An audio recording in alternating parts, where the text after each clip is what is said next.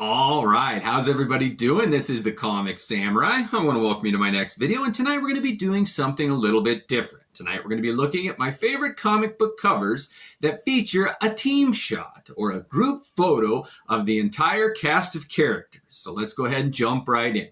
First up, we got this Justice Society of America #1, and it's got a beautiful cover done by Alex Ross that pays homage to All-Star Comics #3 that came out in 1940, and it's arguably the first time that a group of superheroes became a team. Next up, we got JSA #26. And this has got another group shot of the Justice Society, but this one was done by Rags Morales, and I really think he is underrated. I like his version of that team. Next up, we got Justice League #1, and Maguire captured such an iconic image in this one. It's a little bit tongue-in-cheek, there's a little bit of humor there, and this one is one that has been paid homage to a ton of times. Speaking of which, next up is Justice League Europe #1, and this is Bart Sears' version of that camera angle. For some reason, team shots just come off so good when the camera's set up a little bit, and everybody likes to redo that cover. Next up, we got JLA #1, and when Grant Morrison rebooted this series in the 90s, it really took off, and they wanted to present the new group of the Justice League, and they really did capture a great team cover on that one. Next up, we got Teen Titans #1, and I think this is one of the most beautiful group shots on the cover of a comic book ever, done by Michael Turner. I love the colors, I love the group, it's a dynamic image of this young collection of superheroes. I dig it. Next up, we got Suicide Squad #1, and this one has got a cover done by Howard Chaykin, and it's so black. It really sets the tone of what this team is going to be about. And if you've seen the movies, it is a different take on the superhero team. Next up, we got Shazam #3, and when DC acquired the rights to that Captain Marvel character, they wanted to introduce all the characters and let them know that there's a family along with Shazam. Captain Marvel Jr. and Mary Marvel, among others, were going to make appearances in the new Shazam comic book. Next up, we got Green Lantern Rebirth #6, and this has got a great shot of some of the members of the Green Lantern Corps. And I really think that they have got some of the best potential to be a great team. I mean, they're kind of a police force. They've got a band of brothers, and the camaraderie really comes through in that cover. Next up, we've got Green Arrow #21, and Oliver Queen has got quite a stable of characters under him. Black Canary is always by his side. You got Speedy, his ward, that is a sidekick, and this really captures an image of the team that he was able to create. Next up, we got Hitman #18, and this team called Section 8 is led by a spoof character, Six Pack, and the whole team is just kind of a tongue-in-cheek poke at the superhero genre, done by Garth Ennis with art by John McCrae. It really is a fun romp with that Hitman. Next up, we got Youngblood #1, and when Image Comics hit the scene, they wanted to set the world on fire with these new teams and new ideas, new art style, and Rob Liefeld kicked it off with the very first Image comic book, and it was a team cover, and it was well done.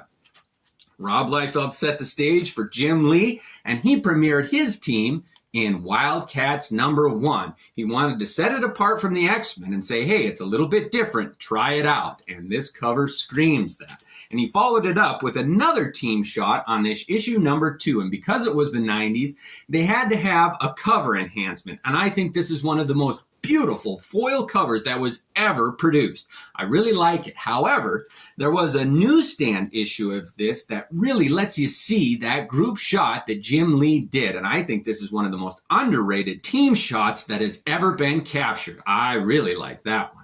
Next up, we got Cyberforce #1, and Mark Silvestri was not going to be left in the dust. He presented his team here on the cover, and I love how he did the colors on this one. A dynamic image of his team, Cyberforce. Next up, we got the Authority #29, and when this team came out, it really did raise a lot of eyebrows. It was an envelope-pushing team that dealt with modern issues, and it kind of took a more adult look at what a superhero team with that much power would have to deal with.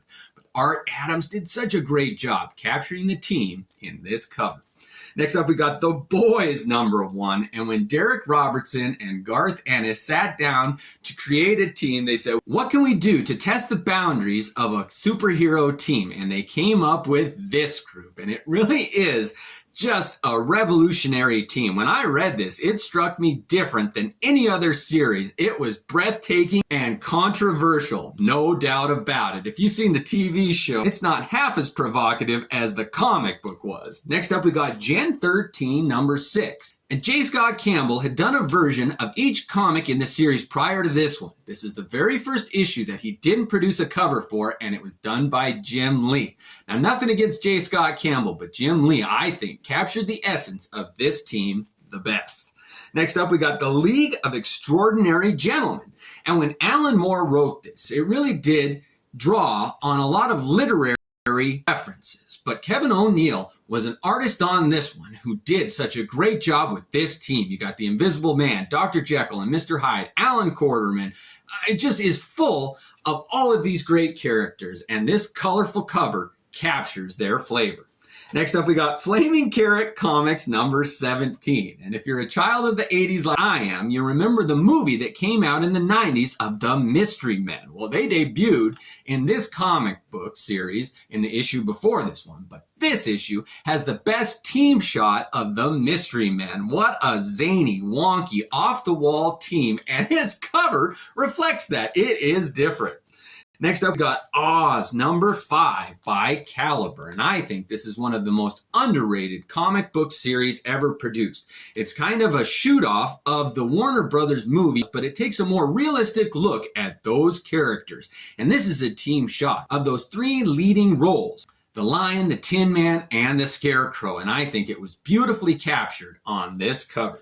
Next up, we got Rip Off Press Inc. presents Underground Classics #1. And the Fabulous Furry Freak Brothers are featured on this cover. All 3 of them are there, and even Fat Freddy's cat makes an appearance. But anytime I get a chance to show an underground group of heroes, I'll do it. Next up, we got Rover Red Charlie #4. And speaking of teams that you love to root for, I have never had my heartstrings pulled at by a group of characters like I did on this one. Those 3 canines wove such a great story. You get to know them, their personalities, and how can dogs have such different personalities, but they each have unique voices, and it's fun to follow these 3 heroic dogs in a world that's post-apocalyptic and all the humans have been removed from the equation. It's a great one. I really like that. Next up, we got Fantastic Four #1. Now, this is Marvel's first family, and it's all of the Fantastic Four captured by Jim Lee. I really think he has the best talent for capturing a group shot on a comic book, and he did not disappoint on this one. Next up is Fantastic Four #252, and this is that horizontal issue that John Byrne did. And I think that he captures the essence of the Fantastic Four in the 80s. Now, it's definitely King Kirby had it prior to that, but this is my favorite version that John Byrne ever did. Next up, we got Fantastic Four #348. And when they knocked the original 4 out of commission, they had to have a replacement team. And Spider-Man, Hulk, Ghost Rider, and Wolverine stepped up to the plate. And they were drawn in a group shot by Art Adams here. And this is a beautiful cover. Next up, we got the Avengers #276, and this is my favorite group shot of the Avengers. It sums up the tone at this time done by John Buscema and seeing an angry Thor leading a group called the Avengers. I mean, it's the closest thing to a revenge team that there is in the Marvel Universe. I love that cover. Next up, we got Avengers #1, done by Rob Liefeld. And when they introduced these teams and were trying to mix it up and make a different flavor, they brought Rob Liefeld back to do a cover here, and I like it. Now, I know that might be a divisive thing to say, but I really appreciate his work. It's explosive, and it just jumps off the page at you. I love seeing the Avengers drawn like that. Next up, we got Uncanny Avengers #5. Cassidy had to throw his hat in the ring and do a group shot. And this is such a weird mix of like X-Men characters and Avengers, past and present. Thor in the background, but in the center, Captain America as he should be. What a great leader. I love that image. Next up, we got the Defenders, number 100. Now, there were only 4 founding members in the Defenders to begin with, but over time, the course of 100 issues, they picked up and dropped a lot, and most of them are pictured on the cover here. If you're going to do a centennial issue, this is how it should be done. Next up, we got Defenders number 125, and I just had to show another image of that team. They were the weirdest mix of characters that seemed to work for some reason. I can't believe they didn't have an ongoing series that lasted longer than it did, but I like this image of those Defenders. And next up, we got Defenders number 1, and when they rebooted that series and introduced it to a modern audience, they brought back the 4 founding ones and put kind of a comical twist on it. And this one just really sums up the new flavor that they wanted the Defenders team to have. I like that one. Next up, we got the Champions number 1. And of all the teams that went defunct, like the Defenders, the Champions were my favorite. They really did a great job. John Byrne did a lot of the art. This is a Gil Kane cover here. I loved it. Cockrum did a lot of work on it too, but this one really does sum up what an underdog team should be and that weird mix of characters. I like the Champions. Next up, we got Classic X-Men number 1. And I can say without a shadow of a doubt that this is my all-time favorite comic book cover ever. It's a group shot, and those are my favorites, but it's proven here by Art Adams. He did a shot of a collection of all the X-Men, the classic team, the new team, and put them all here, and they were drawn with their personalities coming through in each character, the pose, the body, the image, the coloring. Every element of this cover is amazing, and I can't say enough good things about it, especially this series, too. It really is a great one. Next up, we got X-Men number 210. And when John Romita Jr. took over in the 80s, the tone and the flavor of the X-Men was revolutionized. It's rubbed a lot of people the wrong way, including me as a young collector. It was so dirty. It was punk. It was rock. It was on the edge, and the X-Men always setting the standard for what entertaining comics should be. And this cover, it really does have attitude, done by John Romita Jr. Next up, we got X-Men Annual 1, and this is Jim Lee's take on a group shot of his X-Men, and I think this is one of the most underrated covers in existence. He gets a lot of accolades for some of his earlier work on the series, but this one, I think, is the best group shot that sums up what the X-Men are capable under Jim Lee's helm. I love that comic. Next up, we got X-Factor number 65, and another exciting young voice in the comic book world at the time was Whilce Partasio, and he came up with a dynamic image here with the Beast up front and center, and the way he drew Archangel with those wings and layers, and Iceman. Every single character just had a little bit of a twist, and Whilce put his own spin on each of them, and I loved his take on them. Next up, we got X Factor number 39, and this is my number 2 favorite comic book cover that tells you, again, group shots just really do it for me. And Walter Simonson, he is a pro, he's one of the OGs, he does it better than anybody else, and on this one, members of X Factor and X-Men come together in the final issue of Inferno to take down Mr. Sinister, and they've all been slightly affected by Inferno, so the demonistic side comes out, and this image, oh, it's such a great dynamic team shot. I love it. Next up, we got Excalibur number 1. And when Chris Claremont and Alan Davis wanted to create their own team of heroes, they came up with this. And I've said it before, but that green background gives it such a London fog atmosphere that it can't be denied. I love this cover, and it's been paid homage to a ton, which says something about its lasting impact. Next up, we got New Mutants number 1, and this was such a great springboard into superhero teams for so many young readers in the 80s. That purple background, the team dynamics that those young characters brought to this fledgling group really can't be understated at the time. It was great. Next up, we got New Mutants number 100. And a lot of readers came and went over the 100 issues in the New Mutants, and Rob Liefeld came on, and he brought me with him. I didn't really read the New Mutants until he started drawing it, and I couldn't get enough when he did. I was so sad when this was the final issue in number 100, but he decided to do a group shot with a purple background, and isn't that reminiscent of number 1? So it went full circle, and I love this group of New Mutants.